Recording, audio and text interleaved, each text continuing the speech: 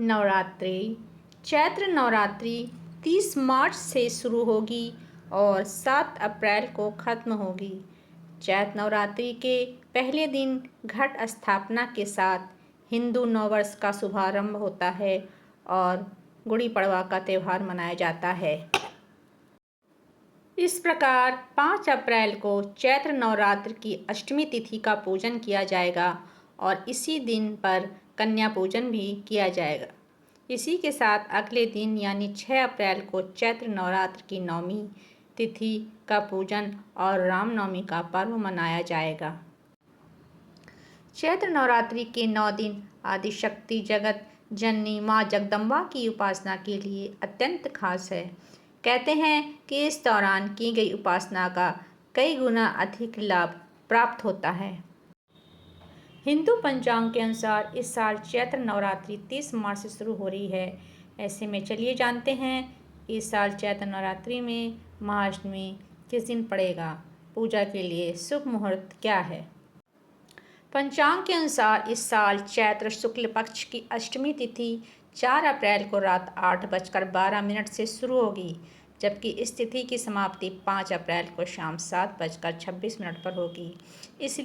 इसलिए उदया तिथि की मान्यता के अनुसार इस साल चैत्र नवरात्रि में महाअष्टमी का व्रत 5 अप्रैल को रखा जाएगा। चैत्र नवरात्रि की महाअष्टमी के दिन ब्रह्म मुहूर्त में उठकर सबसे पहले स्नान करके साफ वस्त्र पहनें। इसके बाद घर की मंदिर की साफ सफाई करें। गंगा जल से पूजा स्थान को साफ सुथरा करें। इसके बाद वहां पर एक लकड़ी की चौकी स्थापित करें। अब उस चौकी पर माँ दुर्गा की प्रतिमा या फोटो स्थापित करें। इतना करने के बाद माँ दुर्गा को गंगा जल से अभिषेक करें। पूजन के दौरान माँ दुर्गा को लाल रंग के फूल, श्रृंगार की सामग्रियाँ और मिठाई अर्पित करें। इसके साथ ही माँ दुर्गा के समक्ष घी का दीपक जलाएं।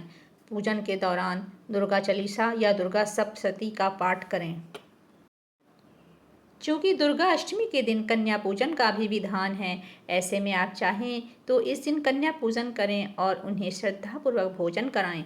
अंत में कन्याओं को दक्षिणा देकर श्रद्धापूर्वक विदा करें। महाअष्टमी की पूजा में देवी दुर्गा के 9 स्वरूपों की पूजा का विधान है।